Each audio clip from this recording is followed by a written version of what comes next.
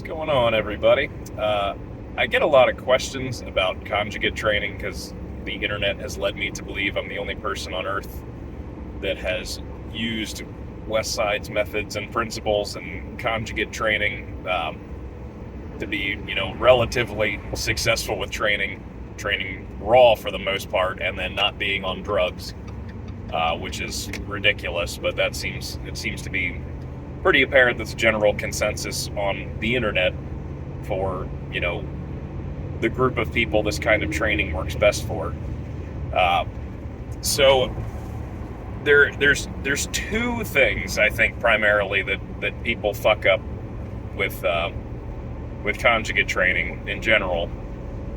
That it seems like this is like a global problem with the understanding of how these systems and processes should work. So the first thing is what exactly the point of dynamic effort day is. So you're basically accomplishing two things with your dynamic effort work. One, you are trying to move sub-maximal weights with maximal force. So you're trying to, whatever percentages you're working at, whatever you're doing, you are trying to drive through that weight as hard as you can, like it's the heaviest thing you've ever lifted in your entire life. You're trying to get that work done relatively quick, relatively short rest intervals, without the bar speed slowing down. So it's not conditioning.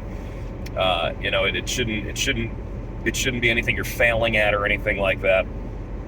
And it should be with the goal of bar speed either staying the same or getting faster and not slowing down. So I know most of us don't have bar speed measuring devices readily available, me included. But once you do it enough, you can figure out, like, holy shit, I'm tired, this is slowing down, I need to drop the weight, or whatever. I don't even think you need to adhere to the percentages as much, as long as you're progressing the volume each week. That's really all that matters, and as long as that bar speed is staying up. Which brings me to my second point as far as volume progression. Dynamic effort work is basically the only planned part of the system that you are implementing from one time period to another. So what I mean by that is there's no real progression on max effort day. You're picking a new variation. You're trying to do the most weight you can do on that given day, whether you're doing singles, doubles, triples, whatever you're doing. Ideally, you want to hit a new lifetime PR. That doesn't happen all the time. But, you can't really plan that progression if you're using lots and lots of different variations. So the volume is going to be totally different. A total volume is going to be different pretty much every single week, every single time you go to do your max effort work. With your dynamic effort work, you have a progression in place. This is kind of that pendulum wave system, whatever you want to call it, where it's like 3 weeks of progressively loading up some weight, adding bands on the bar, adding chains on the bar, whatever you're doing, and then having a deload week, and then starting that cycle over again, or going from a strength speed to a speed strength, or vice versa, whatever you got going on. So that progression of volume on your dynamic effort work is basically the only straight bar kind of competition like lifting that you're doing. So I'm a big fan of not varying up speed work too much with different bar combinations and stuff like that. Band and chain combinations, sure, whatever. You can justify fucking doing anything. There's really no rules here, as long as that total workload goes up on a week-to-week basis. Do a little deload, restart the cycle over, maybe add 5 or 10 pounds, 2 or 3%, whatever you want to do to keep it straight. I think most people could do speed strength work forever. So your typical, like, staying in that 70, 85% range at that top end weight, and just kind of progress it. And, hopefully you're doing a meet every, 12 weeks, or a mock meet or something like that, so you can kind of retest, reset, see where you're at. If you need to drop those weights a little bit, raise them up, do more bands, speed the bar up, whatever the fuck you got to do. I don't know. But hopefully that makes sense. So that's just that speed work. Speed work is for moving light weights as fast and as hard as possible every single rep, and it is the entire way your system and your workload progresses over time. So like all the other percentages you do on your max effort day or for your assistance work, your repeated efforts on other days and stuff like that. It's all completely determined by the volume you do on dynamic effort days. So that's got to be dialed in pretty fucking good, I think. So that brings me to the second thing, is extra workouts. So again, like I mentioned before, you're doing lots of different variations on your max effort work. You're probably switching up your assistance exercises on your max effort, your dynamic effort days, hopefully every 2 or 3 weeks, because you're hitting it so fucking hard you can't keep doing them for that long.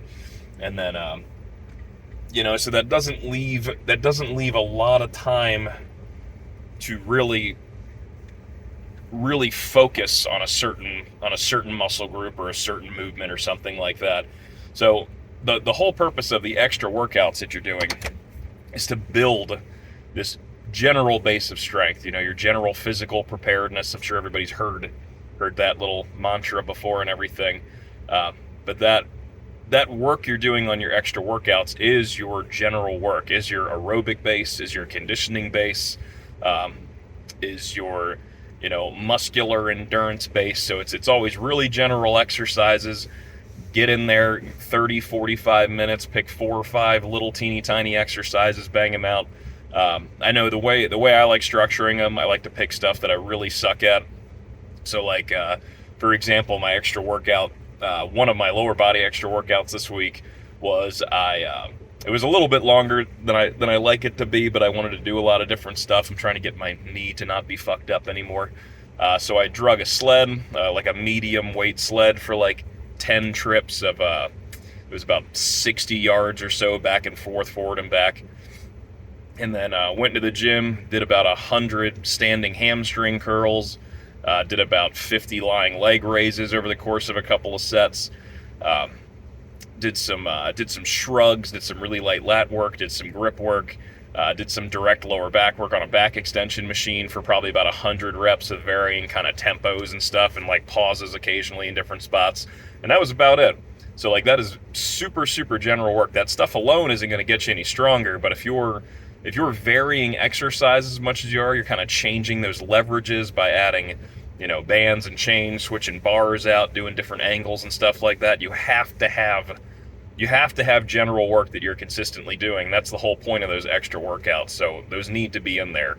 99% of the time when someone says like, hey, I'm trying to do this stuff and I've stalled, like my program's not moving forward, even if it's not conjugate training, 99% of the time it's too much specialized work and, not enough general work being done with general movements for just tons and tons of reps just to keep those individual muscles strong and in shape and everything and well conditioned.